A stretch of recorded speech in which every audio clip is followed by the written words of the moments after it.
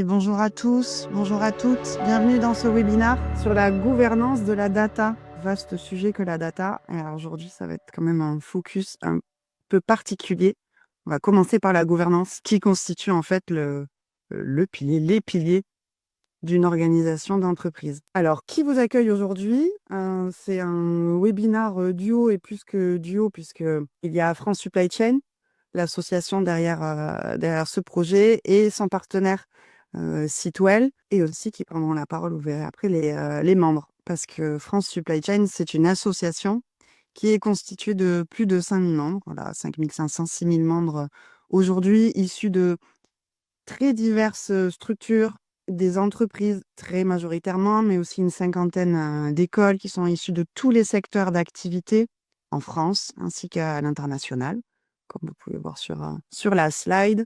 On a plus de 50 ans et on fait beaucoup de choses. Et alors concrètement, on fait quoi, en particulier pour les entreprises et du coup pour les membres de l'asso? On fait en sorte de favoriser les échanges entre professionnels et favoriser aussi l'action collective. Et ça débouche très souvent, une vingtaine de fois par an, par des publications comme celle dont nous allons parler aujourd'hui. Voilà. Et ces travaux, on les a menés avec Sitwell. Saad, je te laisse la main. Bonjour à tous, merci Elori. Sitwell, en effet, c'est le cabinet que je représente et qui est un cabinet de conseil en management des opérations et de la supply chain, avec une expertise métier forte sur l'ensemble de la chaîne de valeur industrielle, donc depuis le service client jusqu'aux achats, R&D, éco-conception, en passant par la production, la logistique, la planification. C'est un cabinet qui est à taille humaine. Nous sommes 150 collaborateurs et je dirais que l'ADN qui nous caractérise, c'est de combiner justement l'expertise métier dont nous découlons, un esprit très pragmatique, très industriel et puis l'esprit de co-construction qui nous anime. C'est comme ça qu'on amène notre projet et qui est absolument nécessaire à la conduite du changement.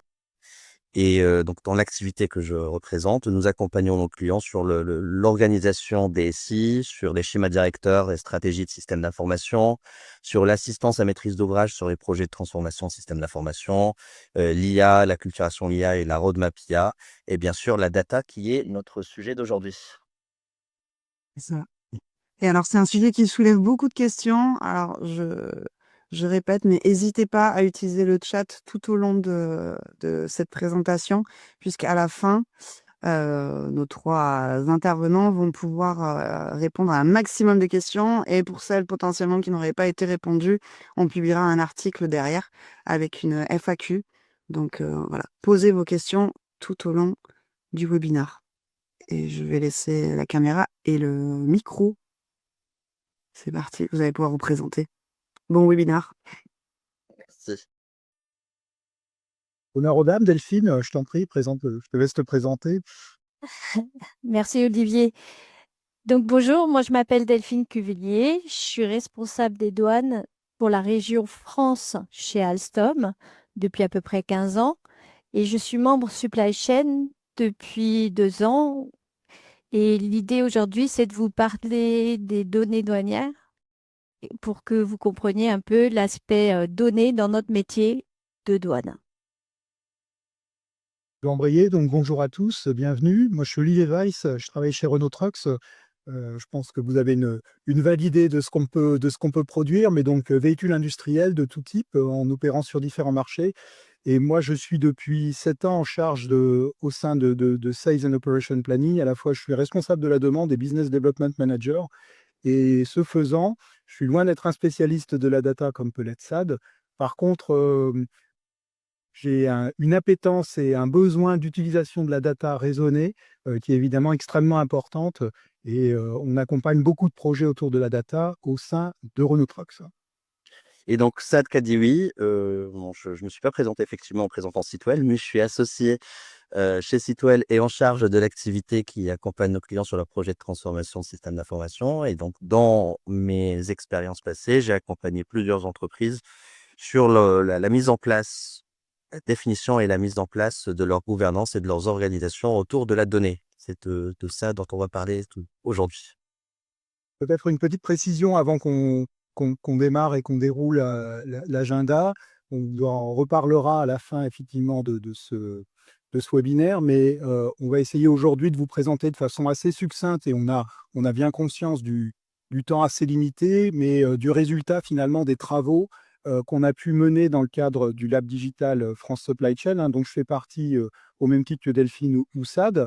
L'idée, c'est effectivement de faire part en fait des résultats de plusieurs, je dirais, quelques semaines ou mois d'échanges à intervalles réguliers, et c'est surtout l'opportunité en fait d'échanger entre professionnels et de s'apercevoir qu'on a finalement des sujets qui sont ou des préoccupations communes.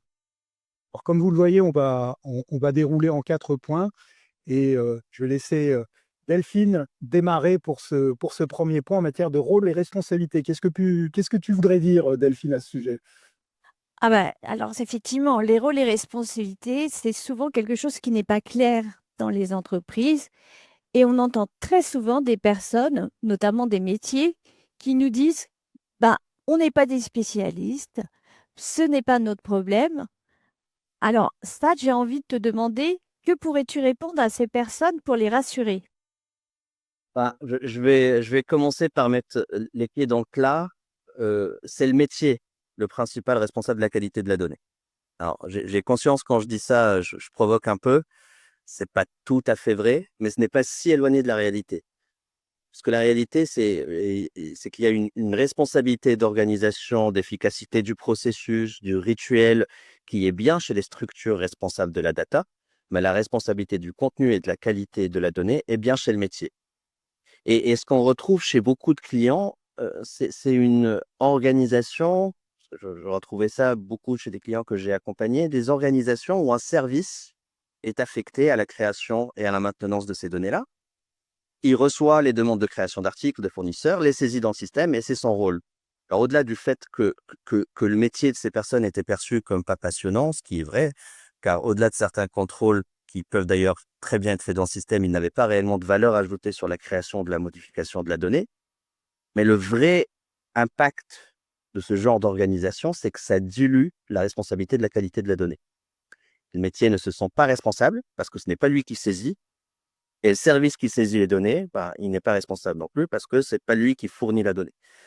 Et donc, il est important de repenser l'organisation pour affecter la responsabilité aux bonnes instances. Et c'est là où nous avons donc les notions que vous avez dû entendre, que vous voyez un peu sur une illustration de ce que peut être une organisation autour de la donnée, avec cette notion de data owner. Le data owner est une personne du métier et qui est responsable du contenu, donc de l'attribut de la donnée, du contenu, de la valeur de la donnée et de sa qualité pour le département qu'il représente.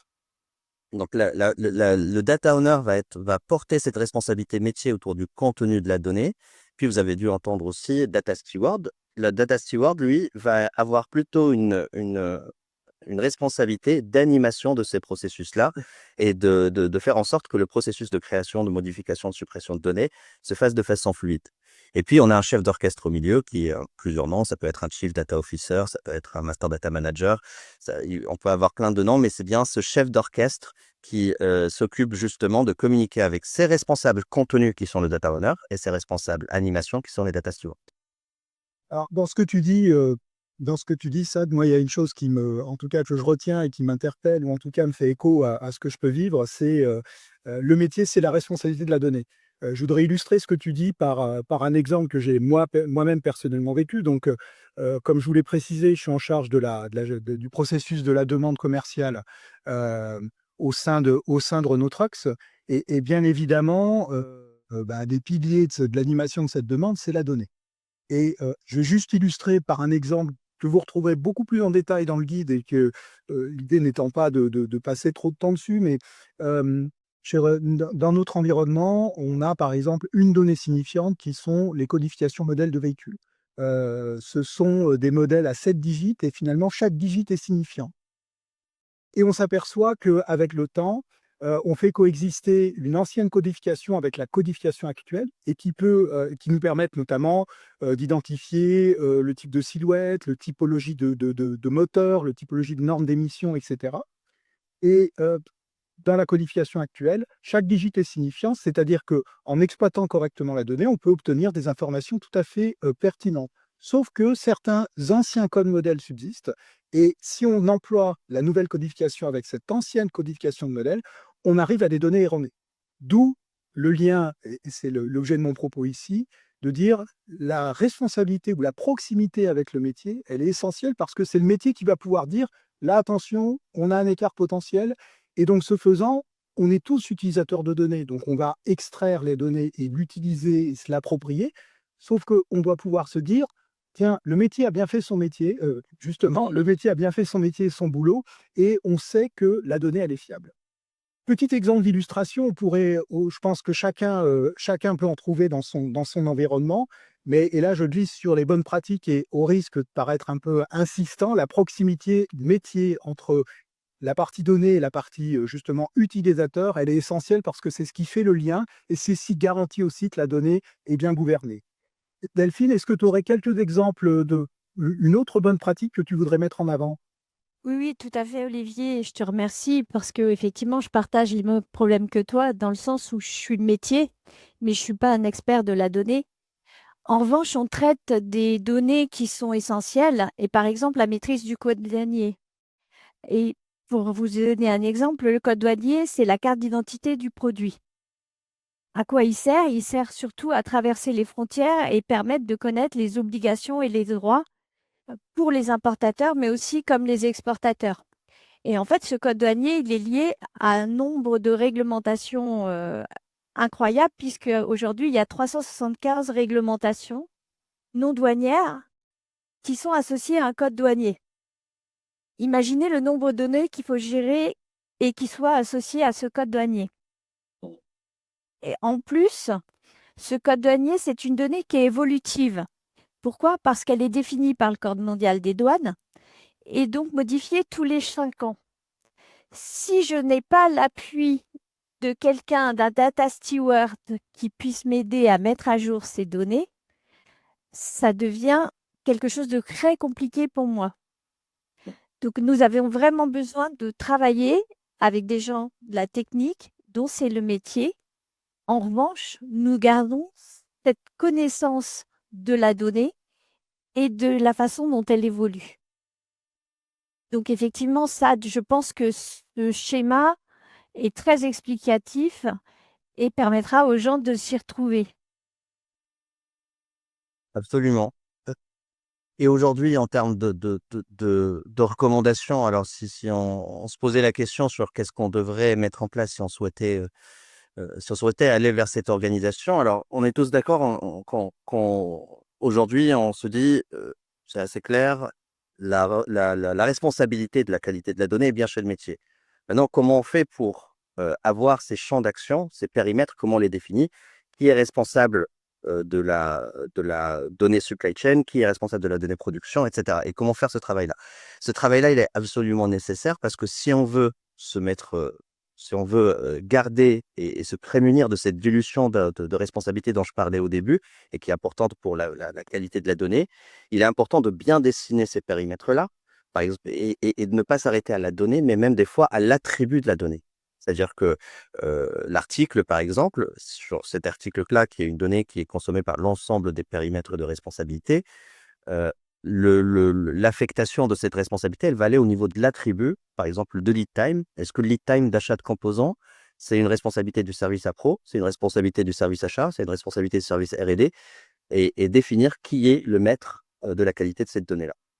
Et donc, cette séparation de responsabilité, elle est cruciale, et même dans les petites structures, parce que c'est pas parce qu'on met un rôle de data owner que c'est un travail à plein temps. C'est un rôle dont on parle, donc qui peut être cumulé avec d'autres fonctions. Et bon, il y a certaines entreprises où effectivement, ça peut justifier un travail à plein temps, mais dans la plupart des entreprises, c'est un rôle additionnel qu'on a, une casquette additionnelle par rapport à d'autres fonctions. Alors ça, on vient de parler des rôles et responsabilités qui est, le premier, on va dire, le premier étage de la fusée. Maintenant, il y a des choses, quelque chose que j'ai souvent entendu moi et puis je crois que je ne suis pas le seul, hein. Des gens qui viennent me voir en disant, «Ouh là là, mais je les trouve où mes données clients? Il y a des outils de partout, et en fait, je suis perdu». Donc quelque part, la question se pose, OK, on a des rôles et responsabilités, mais on a peut-être besoin d'une sorte de GPS de la donnée pour nous dire où trouver la donnée et où est-ce qu'on est sûr que c'est la bonne. Donc là, ça pose la problématique finalement de la cartographie de la donnée. Mmh.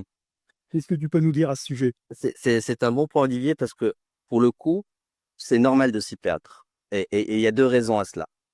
La première, c'est nous avons beaucoup d'outils. Il y a beaucoup d'outils pour traiter de la donnée, avec pour chacun un champ d'action naturel et des champs d'action par extension.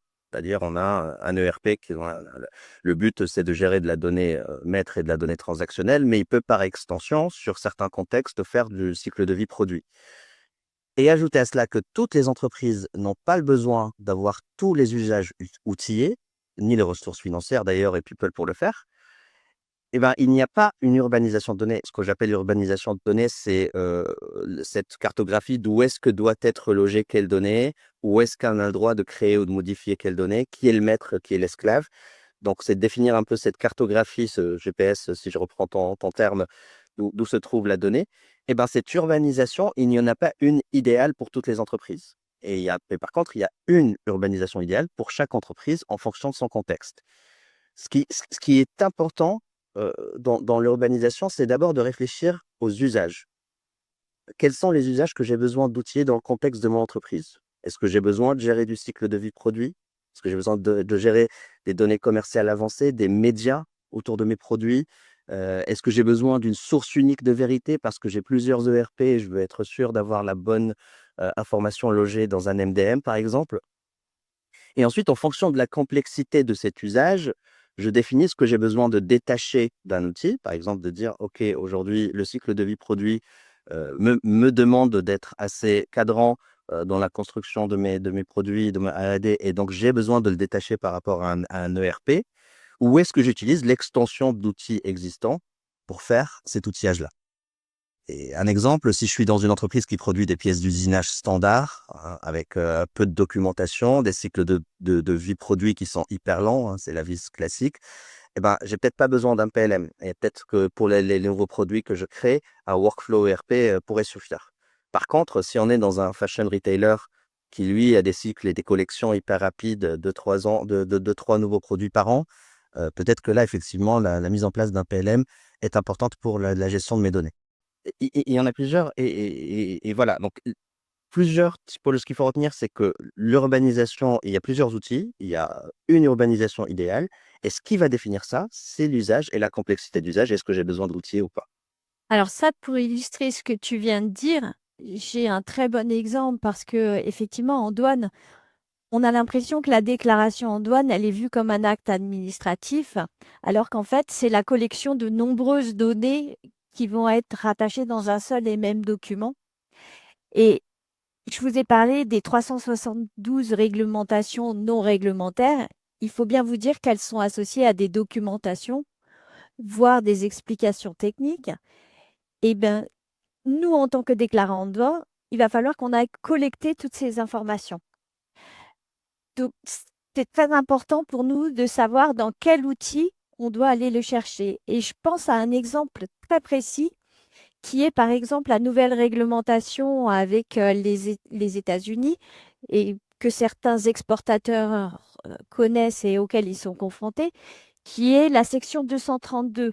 Et en fait, elle oblige l'exportateur à donner précisément la composition des produits en détaillant la teneur en acier, en aluminium et en cuivre, mais aussi la provenance de ces produits. Et si les métiers d'une sourcing n'ont pas intégré dans les données logistiques ces informations, ça pourrait avoir des conséquences financières directes et donc en augmentation des droits aux États-Unis. Donc il est crucial, et c'est très intéressant ce que tu disais sur la cartographie des données et l'urbanisation, c'est que les métiers se parlent, qu'ils travaillent ensemble et qu'ils expriment leurs besoins en données de façon à pouvoir les récupérer et savoir où, dans quel outil. D'ailleurs, je crois qu'Olivier, tu avais aussi un exemple à partager sur ce sujet. C'est un exemple, pas nécessairement, mais plutôt une bonne pratique, hein. Ça, tu mentionnais le fait que il faut bien se poser la question de l'utilité de la donnée. Moi, j'ai été personnellement confronté à à des demandes où on a certaines typologies de données qui n'étaient pas directement accessibles et il nous a été demandé de pouvoir la mettre à disposition. Et ce qui paraît simple, hein, c'est une donnée qu'on voit sur un écran d'un système quelconque et on se dit, bah, il suffit simplement qu'IT fasse son boulot et nous la fournisse. Sauf que derrière, il faut toujours se poser la question du coût d'obtention de la donnée. Et ça, c'est un point qui est, je dirais pas souvent négligé, mais plus l'utilisateur final a souvent peu conscience de ça. Et derrière, il y a des données qui sont très facilement accessibles et d'autres, du fait de l'histoire des systèmes avec lesquels on peut travailler, etc., le coût d'obtention de la donnée peut être parfois extrêmement élevé. Donc, il faut toujours se poser la question, quel est le rapport bénéfice-coût lié à l'obtention et à l'utilisation de la donnée? Et toujours avoir dans l'idée de se dire, bah, quelle est l'utilité pour le business, in fine, quel est l'apport que va pouvoir, dont on va pouvoir bénéficier du fait de l'obtention de cette donnée. Et donc, je rejoins ce que tu disais sur la cartographie, il faut savoir la trouver. Il faut savoir la mettre à disposition, l'utiliser, etc.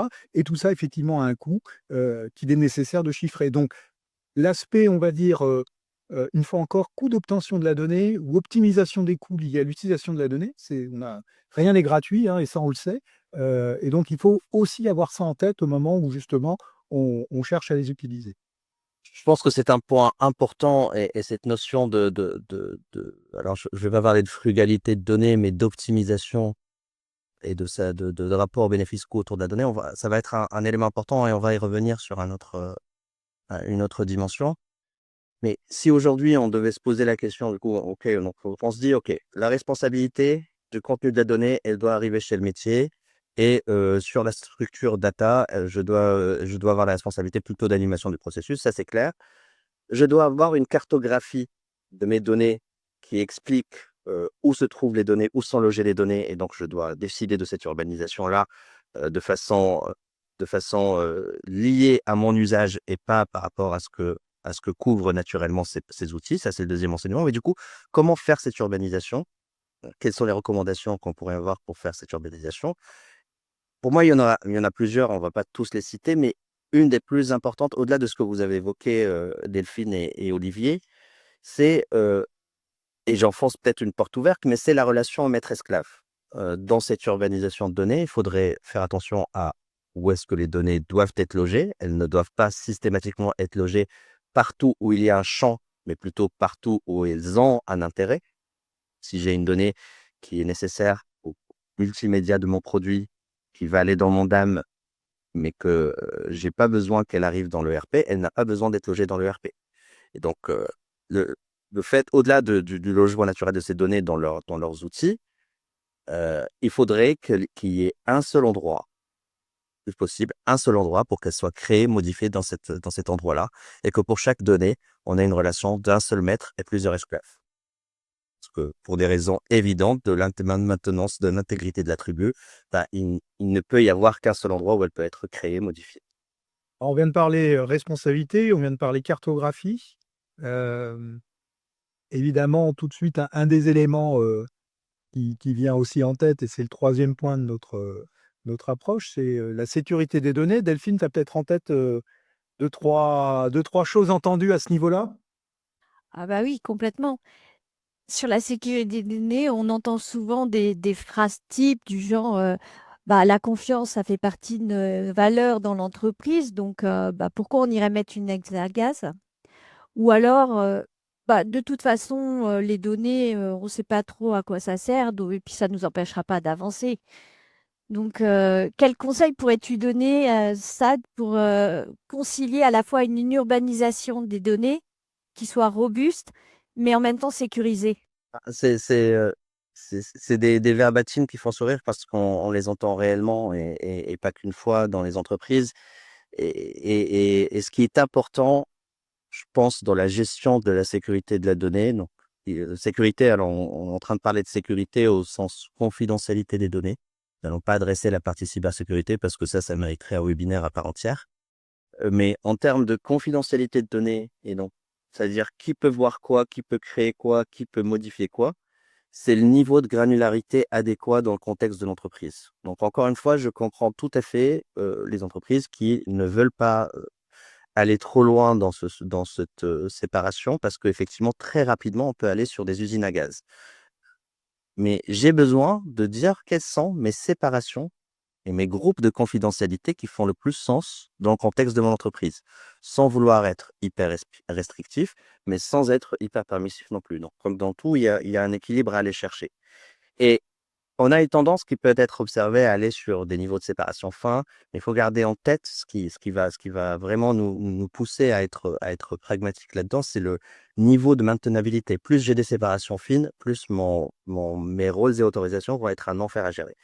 Donc, j'ai besoin de créer et de rester très pragmatique dans la définition de ces groupes. Mais de l'autre côté du spectre, il ne faut pas non plus minimiser les rôles et autorisations. Parce que souvent, quand on est dans un projet, notamment d'implémentation de nouveaux systèmes, on est rattrapé par les temps, qu'on est en retard et qu'on a un go live à gérer, bah, les rôles et autorisations sont souvent laissés en seconde priorité. J'ai participé à quelques projets, heureusement, il y en a pas beaucoup, mais il y en a certains où il y avait des risques sur le go live d'un ERP, par exemple, et puis le directeur du programme va ouvrir les autorisations à tout le monde, le temps de la stabilisation de la solution pour se dire comme ça, on ne se prend pas les bugs des autorisations, en plus des bugs qu'on va se prendre sur l'outil. C'est une folie parce qu'au-delà des risques de confidentialité autour des données qui sont en production, c'est des données de production. Il y a un risque réel enfin, tout ce que ça peut porter autour de fuite de données et de rupture de confidentialité, mais il y a aussi un risque qui est sur l'intégrité des données, qui est la base de tout. L'intégrité de données qui va faire que les transactions vont bien marcher, l'intégrité des données qui vont faire qu'on va avoir un ERP qui, au final, va bien marcher. Donc, c'était une folie, un risque qui est à considérer. Donc, au-delà de ça, on peut aussi s'exposer, alors au-delà de risque de la fuite des données, au-delà de la risque sur l'intégrité des données et la robustesse, bah, il y a aussi des risques réglementaires, notamment par rapport à des réglementations comme RGPD, etc. Ça d'ailleurs, je pense que tu as un Oui, sujet là-dessus. tout à fait. Et je vais juste faire part aussi d'une expérience vécue, simplement pour dire que le diable se niche dans le détail. On a tous été, je pense, confrontés aux évolutions liées à la RGPD et au questionnement de se poser, est-ce que je traite ou pas des données personnelles? Alors évidemment, si je travaille dans un service RH, des données personnelles, j'en traite, il n'y a pas de souci. Moi, je travaille dans le flux SNOP et en fait, on s'est posé la question, est-ce qu'on traite des données personnelles? La réponse est pas aussi évidente que ça parce que, une des données qu'on a pu éventuellement identifier comme potentiellement personnelles, et je dis bien potentiellement, c'est ce qu'on appelle le VIN, hein. Le VIN, c'est le Vehicle Identification Number, qui est le numéro de série véhicule. Ça existe pour les véhicules particuliers, c'est ce qu'on trouve sur la carte grise et c'est un numéro unique qui codifie le véhicule. En soi, on pourrait se dire, bah, ça dit quel véhicule c'est, mais pas forcément lié à des données personnelles. Sauf que à un moment donné, on a maintenant la possibilité de croiser avec des données de géolocalisation du véhicule. Tous les véhicules sont connectés, on reçoit des infos, c'est une source de business aussi importante, hein.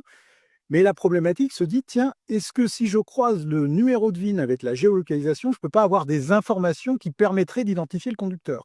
Et là se pose la problématique de dire, tiens, potentiellement, je flirte avec la limite des données personnelles. Donc, un simple exemple pour préciser qu'il faut aussi le questionnement lié à cette confidentialité ou à la possibilité d'utiliser des données sensibles, elle peut se nicher à des niveaux qu'on ne soupçonne pas nécessairement. J'ai exactement la même problématique avec la déclaration en douane. Parce qu'en fait, les gens pensent que c'est une déclaration douanier. Mais en fait, sur cette déclaration, on nous trouve énormément d'informations et notamment toutes les informations liées au business. Et on y trouve, par exemple, le nom de ton fournisseur, le lieu où tu as acheté ta marchandise, la valeur, l'incoterm. Sur les contrats de vente, c'est pareil. Donc, en fait, souvent en formation, j'ai tendance à dire que la déclaration en douane, c'est le reflet de ton contrat de vente. Et laisser cette information aux mains de n'importe qui peut être un problème. Et d'ailleurs, il y a l'Union européenne qui souhaite créer une agence européenne des douanes qu'elle va doter d'un data hub. Et une de ses premières priorités, c'est de savoir comment stocker les données, mais aussi à qui on donne accès à ces données. Donc effectivement, ça rejoint ce que tu disais précédemment. Et une des bonnes pratiques, bah, c'est de définir un RACI. Et le RACI, c'est un outil qui permet de clarifier à la fois les rôles et responsabilités dans un processus, dans une activité. Tu définis qui est responsable de la donnée, l'approbateur, qui peut la consulter et qui va la recevoir en termes d'information.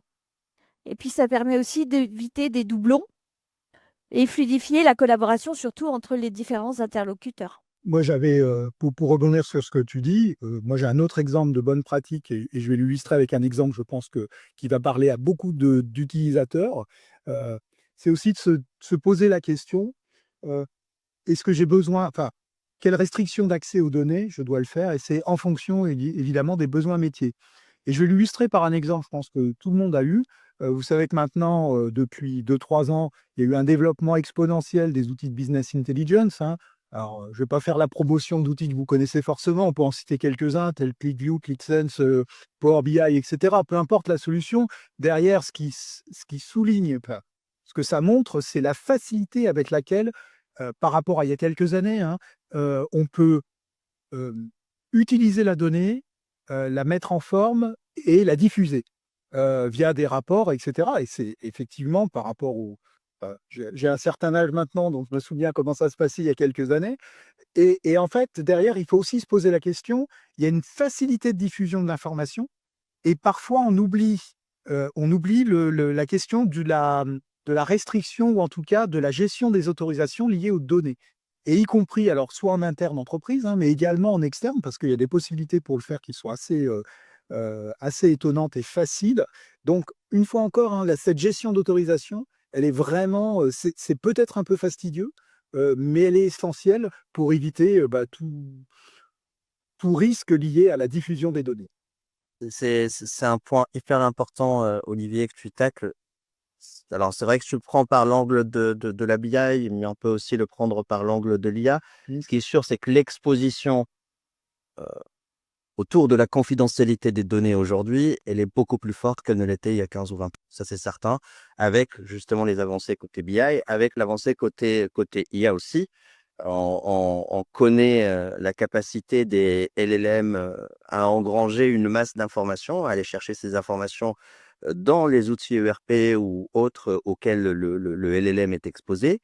Et si aujourd'hui, ce modèle de restriction dont parlait Delphine, le RACI certes, mais aussi la validation des groupes de rôles et responsabilités et qui a le droit de faire quoi au sein du groupe. Donc, quand on parle d'un groupe, il y a des modèles de séparation, entre les modèles de séparation géographique par fonction, etc. Mais si on n'a pas un modèle de restriction de données qui est construit et qui est robuste autour de ces modèles de séparation de données avec ce fameux RACI, et qu'il n'est pas construit dans le LLM, quand on le construit et quand on expose nos systèmes de production à cet LLM-là, eh ben on expose de façon beaucoup plus forte qu'on l'était il y a 15 ou 20 ans, l'entreprise à de la fuite de données, à de la corruption de données. Donc, je parle d'IA, je parle de capacité d'advanced analytics. Ce qui est sûr, c'est que l'exposition aujourd'hui est beaucoup plus forte et peut-être ce qui était acceptable, qui était fou mais acceptable il y a 15 ou 20 ans, aujourd'hui, il est beaucoup, beaucoup moins. Surtout qu'on connaît tous la valeur, la donnée est une donnée, maintenant, il y a une véritable valeur pour les entreprises. Donc, ça renforce encore plus l'idée de la sécurité des données. On a de l'exposition est là, c'est-à-dire qu'on a une demande qui est très forte. Il y a beaucoup de hackers qui cherchent ces données-là. Ils ont une vraie valeur, donc ils peuvent les revendre. Il y a des capacités à les diffuser encore plus fortes. Et donc la contrainte, elle est clairement sur notre modèle de restriction de données et sur la robustesse qu'on y applique. Alors, jusqu'à présent, on a parlé rôle, responsabilité, on a parlé cartographie, on vient de parler de sécurité. Moi, il y a quelque chose que j'ai souvent entendu ou vu, en tout cas, c'est le fameux petit fichier Excel qui est géré précieusement par certaines personnes et où on me dit non, mais moi, ton MRP, genre, je lui fais confiance, je suis obligé de repasser derrière. Moi, j'ai tout dans mon petit fichier Excel. Bon, ça, c'est du vécu, tout le monde l'a vu, ça existe encore, hein, je pense. Et derrière, l'idée qui est sous-tendue, enfin, en tout cas, ce que ça m'évoque, c'est de me dire, c'est le cycle de vie de la donnée. Une donnée, ça vit, en tout cas, ça naît, ça vit, ça meurt. Avant de mourir, parfois, ça passe en maison de retraite via de l'archivage, etc. Et donc, la question, c'est comment est-ce qu'on gère le processus le processus de gestion? Enfin, c'est quoi le processus de gestion de données? Comment on fait en sorte que ce soit quelque chose qui soit un processus qui est vivant et qui permette de toujours s'assurer de la qualité de la donnée? Qu'est-ce que tu peux nous en dire, Saad, sur ce sujet? Alors, effectivement, je pense que la qualité de données est intimement liée à tout ce qu'on vient de décrire, mais aussi au processus et à l'implication des responsables et des animateurs dans ce processus-là. Euh, L'orchestration, pardon, de cette implication doit passer par des processus, notamment pour les master data transverses, articles, clients, fournisseurs qui ont plusieurs responsables. Donc, comment j'orchestre mon processus de création, de modification de ma donnée, de ma suppression éventuellement. Et ce processus qu'on va construire, et il faut vraiment qu'on garde cette mesure et ce pragmatisme-là, il n'y a pas qu'une seule contrainte qui est la qualité de ma donnée. Il y a aussi la contrainte de mes opérations derrière. Parce que plus je mets de contrôle, moins vite ma donnée sera disponible. Et peut-être que je suis en train de bloquer un achat important parce que je veux pas créer le fournisseur parce que j'y mets un certain nombre de contrôles. Donc, il y a, en fonction de la donnée que je vais créer, il faut que je crée un processus qui doit répondre à ces objectifs-là. Donc, augmenter la robustesse de mes données, leur qualité en les cadrant en création et en modification. Et puis, ne pas altérer l'efficacité opérationnelle avec des temps de cycle qui seraient trop longs entre le besoin de création et la disponibilité de la donnée dans mon système pour pouvoir l'utiliser. Et je vais revenir sur un sujet que tu as touché tout à l'heure, Olivier, qui est on répète ça, la frugalité, mais c'est un mauvais mot. Quelles sont les données que j'ai besoin de gérer dans mon système? Et cette fameuse ROI, est-ce que la donnée, le fait de la gérer, ça apporte une vraie valeur pour mon entreprise?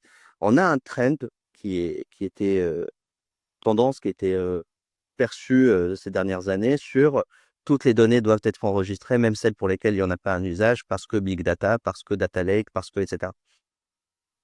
C'est réel, c'est vrai, mais il faut pas le transformer dans une volonté à vouloir toutes ces données, les rentrer dans une gouvernance. Je m'explique.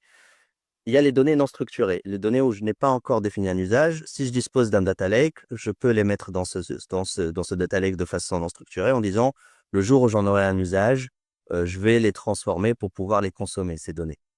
Par contre, tout ce que je veux structurer, toutes les données que je vais rentrer dans un modèle structuré, il y a un coût. Si je veux la garder, c'est que je veux qu'elle soit en qualité. Et par rapport à tout ce qu'on a dit, vous voyez bien qu'il y a bien un coût humain, un coût outil, un coût euro, à ce que je la maintienne en qualité. Si elle n'est pas en qualité, je n'ai pas besoin de la gérer. Et donc, quelle donnée apporte vraiment de la valeur par rapport à son coût de mise en qualité? Et donc, une fois on a posé ce concept-là, quelles sont les données que je vais restreindre? Parce qu'une fois on s'est dit, OK, cette donnée-là, je pense qu'elle est utile. Enfin, j'ai vu qu'elle était utile pour mon business et son utilité dépasse son coût de mise en qualité, donc je la garde. Quelles sont les données que je vais restreindre avec un contrôle, ce qu'on appelle un contrôle a priori, c'est-à-dire que je ne permets pas la disponibilisation de la donnée tant que le contrôle sur la cohérence de cette donnée-là est appliqué, et quelles sont les données sur lesquelles je vais me permettre une disponibilisation de la donnée. Je vais faire un contrôle a posteriori de la disponibilisation de la donnée pour ajuster, et avec une fréquence à définir. Voilà. Donc, on a compris, plus je fais de contrôle a priori, plus j'augmente la robustesse et la qualité de ma donnée. Et plus je fais de contrôle a posteriori, plus je réduis mon temps de mise à disposition de données et donc le retard que j'impose à mes activités opérationnelles. Et donc, à quelles données je dois appliquer des contrôles a priori? Il y a 4 typologies de données globales, c'est ce que vous voyez à l'écran. Il y a des données critiques, donc qui sont l'ensemble des données qui sont nécessaires à la réalisation de la transaction. Par exemple, un RIB fournisseur. Si j'ai pas de RIB fournisseur, je peux pas réaliser un paiement. Ça, c'est un problème. Donc, toutes ces données critiques. Il y a des données qui sont plus de groupe 2, qui ont plus trait à la performance opérationnelle. Si je n'ai pas cette donnée, je suis capable de réaliser ma transaction, mais j'impacte fortement mon efficacité opérationnelle. Si je n'ai pas de MOQ, ça veut dire que mon approvisionneur doit devoir faire ses minimums de commandes sur la base de calcul du MRP. Ça veut dire que on va prendre beaucoup plus de temps à convertir les demandes d'achat en commandes d'achat, etc., etc. Puis, on a des données de reporting opérationnel qui sont les données utilisées dans le cadre de l'amélioration continue par le suivi opérationnel, par exemple, j'ai la date de livraison demandée, la date de livraison confirmée pour savoir est-ce que je tiens mon notif, ce genre de choses. Et puis des données de pilotage qui sont plus stratégiques et donc qui sont utilisées par la prise de décision stratégique, qui sont par exemple les segments clients, des canaux de distribution, etc. La ligne que je mets sur les blocages a priori, est-ce que je la mets au groupe 1? Est-ce que je la mets au groupe 2? Est-ce que je la mets au groupe 3? Est-ce que je la mets au groupe 4? Pareil que l'urbanisation, ça va dépendre du contexte de l'entreprise. Il y a des entreprises où ça a plus de sens de la mettre au niveau 1, etc., etc. Mais il faut bien se poser cette question de se dire quelles sont mes données où je peux pas me permettre de disponibiliser ma donnée si les contrôles de cohérence de cette donnée ne sont pas appliqués a priori. Alors ça, je peux pas m'empêcher de faire le lien avec ce que j'entends régulièrement. On a un colis bloqué. Pourquoi? Parce que bien souvent, c'est pas un blocage par la douane, mais c'est simplement un blocage parce qu'il manque une donnée. Donc effectivement, ça fait totalement le lien et c'est là où nos données douanières deviennent des données stratégiques. Pourquoi? Parce que un blocage en douane, ça peut avoir une conséquence financière, mais ça peut aussi être l'objet d'un contrôle de la part des opérations douanières derrière parce qu'elles voient qu'on ne maîtrise pas notre flux. Donc effectivement, anticiper les données et savoir quel moment elles sont critiques et stratégiques, bah, c'est ce qu'il y a de plus important pour fluidifier une supply chain. Donc peut-être qu'Olivier, tu voudrais ajouter un autre élément? Bah, en fait, on arrive sur la fin de notre webinaire. Je voudrais juste réinsister un petit peu, au risque d'être un peu lourd, désolé pour ça. Il y a quand même parlant de la gouvernance de données, il y a un certain nombre de grands principes, hein. Une chose sur laquelle on a beaucoup insisté, mais pour le vivre au quotidien, et une fois encore, moi je suis pas spécialiste data.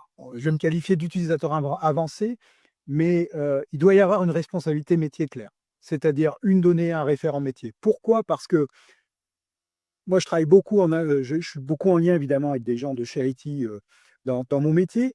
Euh, il y a une claire séparation des rôles. Le boulot d'IT, c'est de s'assurer que la donnée, elle est bien conforme, etc. Le référent métier est là pour donner de l'explicitation à la donnée, et ça, c'est pour moi complètement essentiel. Donc, de dire, moi, j'ai juste besoin de la donnée, le reste, j'en ai rien à faire, ça ne peut pas marcher. Donc, il y a vraiment cette connexion métier-data qui est essentielle. L'autre point aussi, et c'est pour en rappeler un petit peu ce qui vient d'être dit, alors oui, c'est fastidieux, mais il n'y a pas de données, il n'y a pas de gouvernance de la data sans des processus documentés. Et ça, moi en tout cas, dans mon métier, je le vois de plus en plus. Il y a eu un moment donné, peut-être pendant quelques temps, les processus, ils ont été un peu mis de côté. Et là, ils reviennent en force parce qu'on s'aperçoit que c'est ce qui survit aux personnes, que là où on a des processus documentés, on a des organisations qui sont robustes et qui sont solides. Donc oui, parfois c'est fastidieux, ça prend du temps, mais c'est un investissement qui est indispensable. Et pour conclure, ça, moi, je me retourne vers toi et j'aimerais savoir, euh, on a parlé, on a parlé de la gouvernance de la donnée, et ça, c'est notre sujet depuis 3/4 d'heure. On est capable de le mesurer, ça? Est-ce qu'il y a des choses qui peuvent être mises en place? Parce que souvent, on se dit, bah, oui, il y a la donnée, mais c'est quelque chose qui paraît pas forcément substantiel, mais est-ce qu'on peut le mesurer, cette qualité de la donnée? Bah, je pense que effectivement, si on se dit que c'est quelque chose, si on dit que la qualité de données, je pense qu'on n'a pas arrêté de répéter, est un élément important à la création de valeur dans une entreprise, bah, ça veut dire, si on dit que c'est important et si on dit que la gouvernance est un bon moyen de l'atteindre, bah, ça veut dire comment on contrôle et comment on s'assure de la performance de cette gouvernance-là. Et bah, le, le contrôle de la performance de la gouvernance, il se fait sur deux aspects. Vous vous souvenez, on a parlé de responsabilité de contenu et de responsabilité de processus et d'animation. Et ben, c'est exactement ce qu'on va contrôler. La responsabilité d'animation, elle va se faire sur quel est mon objectif, c'est que je veux faire mes données en qualité, je veux les disponibiliser mes données rapidement et je veux faire bon du premier coup. Et donc, mes KPI classiques que je retrouve là-dessus, c'est le fameux, ce qu'on appelle time to data. Donc, c'est la moyenne des temps passés entre le moment de la demande et le moment de la disponibilité des données. Et puis, il y a le bond du premier coup, donc ce qu'on appelle first shot accuracy, qui est le fait de se dire combien de fois j'ai dû revenir sur ma donnée pour la corriger. Donc, pour s'assurer, enfin, justement, pour vérifier que mes processus sont bien décrits et que finalement, l'enchaînement des étapes fait que je fais toujours bon du premier coup. Ça, c'est côté animation. Donc, rappelez-vous, deux volets, animation, contenu. Sur le contenu, il y a 5 dimensions à contrôler avec des KPI différents. Donc, qui sont l'intégrité de la donnée. Ça veut dire m'assurer que l'ensemble des valeurs d'une donnée existent et sont cohérents. La complétude de données, c'est-à-dire que pour un article, pour une typologie de données, j'ai l'ensemble des enregistrements pour cette donnée. La pertinence, là, c'est la valeur qui est à l'intérieur des attributs. Est-ce qu'elle est cohérente, notamment par des règles de dire, bon, voilà, si j'ai un article que j'approvisionne en MRP, est-ce qu'il a une stratégie de planification définie? La fraîcheur. Quand est-ce que cette donnée a été modifiée la dernière fois? Est-ce que la donnée est maintenue aussi en fraîcheur? Et puis, évidemment, l'unicité qui est plutôt une porte ouverte. Donc ça, ce sont les 5 dimensions qu'on va aller vérifier du coup sous la responsabilité des data owners, et vous en responsabilité de contenu, et puis sous la responsabilité des data stewards et bien sûr du Chief Data Officer, c'est le time to data et le first shot correctness. On arrive au bout de ce webinaire pour juste avant d'ouvrir aux questions éventuelles. Moi, je voudrais, on tenait simplement à vous faire aussi un petit retour d'expérience. Comme on le disait, c'est ce qu'on a essayé brièvement de retranscrire ici, c'est le résultat des rencontres qu'on a pu faire autour de cette squad. Hein. Donc, moi, personnellement, ça fait 4 ans que je suis adhérent, enfin, en tout cas, que je participe, j'essaye dans la mesure de mes possibilités au Lab Digital. Une fois encore, c'est un petit investissement, c'est 2-3 heures par mois. C'est surtout pour moi, ça a surtout pour moi été l'occasion d'être en contact avec des professionnels d'autres business que le mien, et finalement de s'apercevoir qu'on a beaucoup de choses à partager. Une fois encore, sans être spécialiste, l'idée, ça permet, pardonnez-moi l'expression, mais d'ouvrir un peu ses chakras et puis de finalement s'apercevoir qu'on n'est pas tout seul à gérer à avoir ces questionnements. Et pour ça, c'était très intéressant. Je laisserai Delphine et Sad également compléter. Je voudrais simplement préciser qu'aujourd'hui, on est 3. C'est pas le résultat du travail de nous 3. Il y a eu d'autres personnes impliquées dans la squad que je tiens à remercier aussi. On peut pas tous les citer, mais c'est à la fois un sprint et puis une course de fond.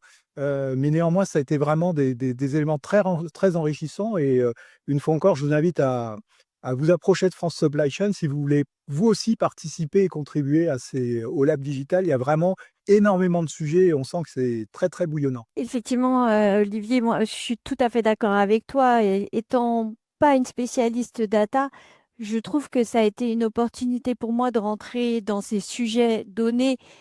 Et oh mon Dieu, on ne sait que trop que la donnée maintenant en douane, c'est essentiel. Et je voudrais justement partager un exemple encore, un dernier exemple, si tu me permets, Olivier et Sad, c'est de vous dire que utiliser les données en douane, ça vous permet aussi d'anticiper les nouvelles réglementations et on voit à quel point elles sont nombreuses à arriver, de pouvoir calculer les coûts associés. Donc, c'est pas juste la qualité de la donnée. Il y a la qualité, mais ça peut être aussi un outil de pilotage. Et nous, en douane, c'est crucial. Mais ça passe effectivement, comme tu l'as souligné, Sad, par la qualité de la donnée. Et une mauvaise donnée peut induire des problématiques comme des blocages, comme des saisies en douane. Enfin, c'est vraiment primordial d'avoir une donnée de qualité. Et pour revenir à ce travail qui est fait par France Supply Chain, on est parti de la grille de maturité. D'ailleurs, vous pouvez télécharger la grille sur le site France Supply Chain, ainsi que le guide de la gouvernance qui seront disponibles au travers du QR code que vous avez à l'écran. N'hésitez pas à nous rejoindre. C'est plutôt des groupes très sympathiques. Ça nous permet vraiment d'échanger, de rencontrer des experts et de grandir aussi dans nos propres fonctions.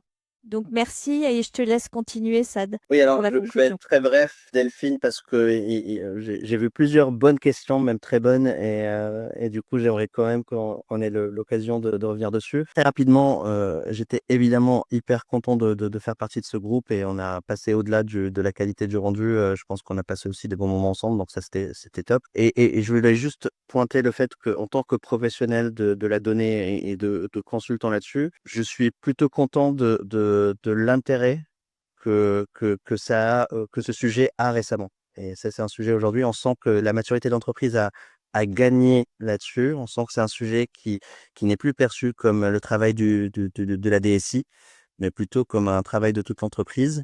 Et c'est plutôt une bonne chose parce que même si aujourd'hui, chez beaucoup d'entreprises, il y a encore beaucoup de chemin à parcourir, mais moi, on a le sentiment d'urgence de changer. Et ça, c'est déjà une bonne chose. On peut passer ouais, aux questions-réponses, Sad, comme tu disais. Il y en a pas mal sur le rôle, en fait, enfin les rôles. Alors, notamment, ces rôles, et bon, ça, c'est change management. Comment faire accepter la gouvernance data par les équipes métiers sans alourdir les process? Mhm. Et ça va, ce genre de question est hyper intéressant parce que pour qu'une gouvernance marche, faut pas qu'elle ne soit identifiée comme une initiative entreprise, mais c'est une vraie transformation organisationnelle. C'est-à-dire que si décide, et c'est pour ça que ça doit être décidé au niveau du COMEX, c'est pas l'initiative du DSI qui veut améliorer la qualité de ses données, c'est plutôt on doit changer notre organisation. Pour changer notre organisation, nous allons définir des fiches de poste ou des ajustements de fiches de poste. Et pour faire ces ajustements de fiches de poste, nous devons impliquer les RH évidemment, et nous devons aussi faire un recrutement sur la base de motivation et puis sur la base d'un certain nombre d'éléments, parce qu'au-delà de la connaissance métier, il y a aussi un certain nombre de compétences à avoir pour tenir ce rôle. Donc, il ne faut pas le penser uniquement comme une initiative où on prend ou des bonnes pratiques à partager à nos métiers, mais c'est vraiment une vraie transformation organisationnelle avec tout ce que ça implique comme changement RH, changement de fiche de poste, etc. Alors, un frein important qui a été constaté par un des participants, c'est la définition des rôles. Un data owner qui n'est pas à temps plein a tendance à tenir ce rôle avec une priorité plus faible que ses autres tâches opérationnelles, bien que ce soit inscrit dans sa fiche de poste, hein, avec des objectifs dédiés. Avez-vous aussi constaté cela et potentiellement, avez-vous des suggestions Mm. à ce sujet? Bah, absolument. Et la question, elle est en lien avec la première. Euh, Souvent, si on s'appelle pas Total et Danone, ces rôles effectivement de data owner sont cumulés à un rôle opérationnel et donc effectivement le risque existe. Eh ben, c'est tout le travail que j'évoquais juste avant sur la redéfinition de la fiche de poste et notamment sur l'incentive de performance qui doit tenir compte de ce rôle. Alors, je dis pas que systématiquement, la qualité des données doit être son rôle principal. Ça dépend effectivement avec l'ensemble des affectations données à cette personne, mais la priorisation de l'atteinte de la qualité de données sur sa responsabilité doit faire partir de ses objectifs définis de sa fiche de poste. Mais du coup, ça va peut-être se regrouper avec encore une note sur ces sujets-là. Faut-il une reconnaissance via définition de fonction du statut de data owner et data steward? Mais je suis content en fait de ces questions parce que c'est vraiment les vrais sujets. Effectivement, une fois on a dessiné une bonne gouvernance et on a dit aux personnes, voilà, on a une déclaration incantatoire de recherche de qualité, comment on fait pour l'implémenter? Et c'est vraiment ça, c'est vraiment pour ça que je disais que c'est une vraie transformation organisationnelle et ce n'est pas uniquement une initiative ou un partage de bonnes pratiques pour que ça marche. D'ailleurs, sur ce poste, Que- Oui, excuse-moi, Elouri.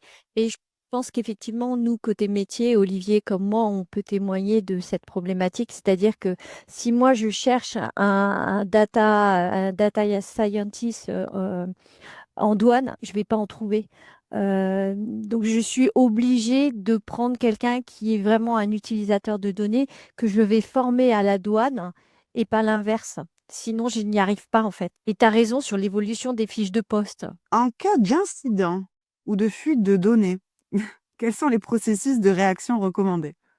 Ouais. Bon, voilà. Alors ça c'est un vrai sujet et malheureusement, j'ai pas une réponse unique.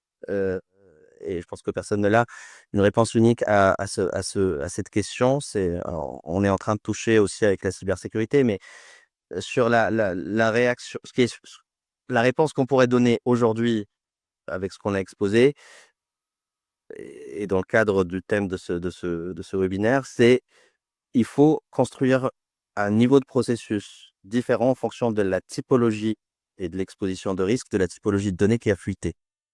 Donc, c'est-à-dire que, oui, si des données sont liées à la réglementation et qu'on s'expose à une amende, quel est le risque encouru que cette donnée se retrouve dans des mains malveillantes et du coup, quelle est la réaction à mettre en place en lien avec ce risque-là? Si la donnée qui a échappé, bah, c'est un lead time d'un article auprès de fournisseurs, se poser la question s'il y a vraiment un besoin d'aller réagir à cette fuite de données. Donc, il y a cette notion de confidentialité de données doit tenir compte de ce niveau d'exposition au risque de sa fuite. Mais là, on est en train de dériver sur. D'ailleurs, je pense que le webinaire autour de la cybersécurité peut être aussi intéressant. Mais... Si je peux juste compléter aussi, mais ça c'est plus une remarque d'ordre, un questionnement à voix haute par rapport à la gestion des autorisations. Combien de fois on se pose la question de retirer des autorisations? On en accorde, mais la revue des autorisations régulières, de dire telle personne a quitté le service, a changé de poste et ne devrait plus avoir accès à ces types de données. Je ne suis pas certain que ce soit quelque chose qui soit fait de façon systématique, hein, et indépendamment de la taille de la structure. On est souvent prompt à donner les autorisations, les retirer ou en tout cas d'avoir une revue régulière des accès. Je ne suis pas certain que ça se fasse de façon systématique.